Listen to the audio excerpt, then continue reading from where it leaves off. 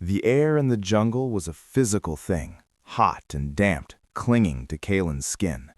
He moved in silence, a skill hard won over weeks. Beside him, his partner, a Luxray named Sable, was a statue of coiled voltage, its yellow eyes piercing the green gloom. They were tracking a legend. The villagers spoke of a specter in gray and blue, a wolf that was part of the shadows, whose howl withered leaves. They called it the ghost of the Canopy.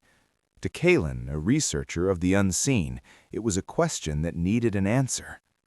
He found the proof on the trunk of an ancient ironwood, 4 parallel gouges, deeper than any arcanine's, shimmering with a faint residual energy that made the hairs on his arms stand up.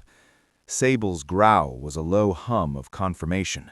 The air tasted of ozone and threat. It found them at twilight.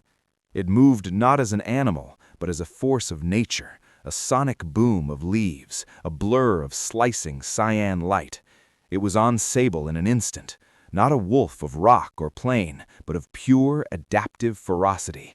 Sleek, muscular, a mane of glowing blue spines flaring from its head like a crown of shattered lightning. Its eyes were the pale, unforgiving blue of a winter sky.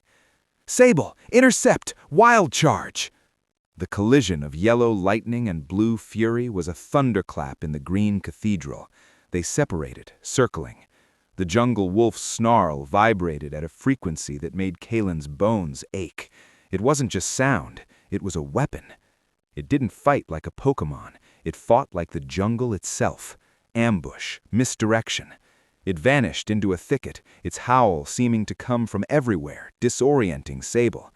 It struck from a new angle, a bite aimed not to wound but to cripple. Sable dodged, but a glowing spine grazed his flank, leaving a sizzling welt. Kalen understood then. This was no battle for capture. This was a test. The wolf was the heart of this place, and it was judging their right to be there. "Stop!" Kalen's command cut the air. Sable halted, panting. Kalen stepped forward, hands open, making himself utterly vulnerable between his partner and the predator.